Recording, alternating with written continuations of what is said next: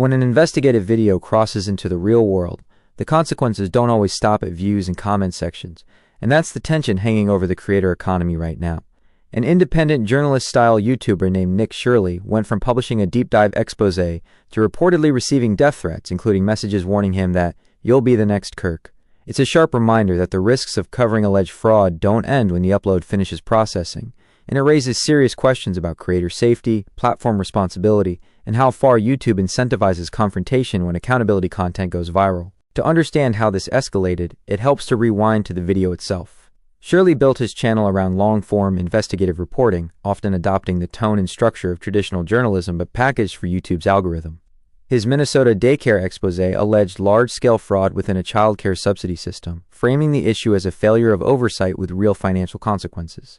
The video didn't just perform well, it exploded, climbing to roughly 116 million views, numbers that push a creator out of niche journalism and into mainstream visibility almost overnight.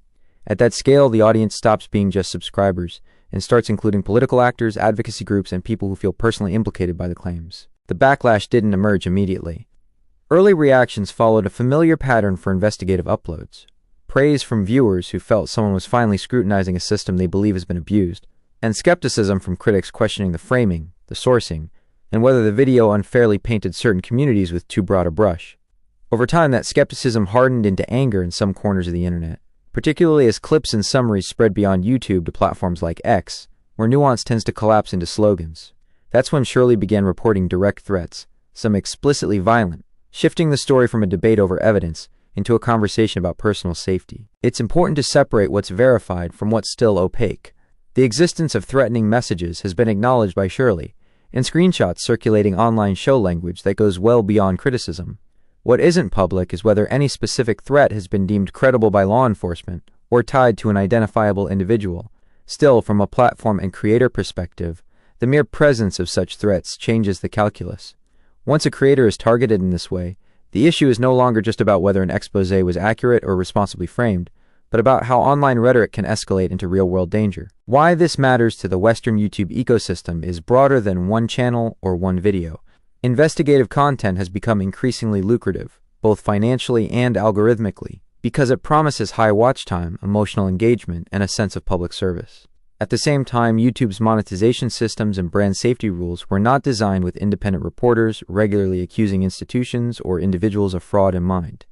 Advertisers tend to pull back from controversy, yet the algorithm often rewards it, creating a structural tension where creators are incentivized to push hard stories while absorbing most of the personal risk themselves. There's also the question of responsibility. Critics argue that when allegations involve sensitive topics or marginalized groups, creators have an obligation to be exceptionally precise and careful in their language. Supporters counter that fear of backlash can't be allowed to shield potential wrongdoing from scrutiny. Both positions coexist uncomfortably on the same platform, and the Shirley situation shows what happens when that debate leaves the abstract and becomes personal. Fellow creators are watching closely, not just to see how Shirley responds, but to gauge whether YouTube offers any meaningful protection or guidance when investigative work triggers threats. Fan reaction reflects that split. Many viewers have rallied around Shirley, framing the threats as proof that he touched a nerve and reinforcing a narrative that independent journalists are under attack for telling uncomfortable truths.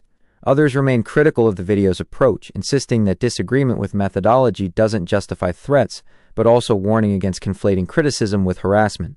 The loudest voices on both sides risk drowning out a quieter, more important concern. What safeguards exist for creators who take on stories with real-world stakes? Looking forward, this episode may become a reference point for how investigative YouTube evolves. If threats escalate and lead to legal action, it could prompt clearer platform policies around creator safety and the handling of controversial reporting. If they don't, the chilling effect could still be real, with smaller creators thinking twice before tackling complex, high-risk topics. Either way, the situation surrounding Nick Shirley underscores a growing reality in the creator economy. When YouTubers step into roles traditionally held by journalists, they inherit not just the influence but the dangers, and the platform isn't fully equipped for that transition yet. That is a compelling and sobering look at the evolving risks for independent creators.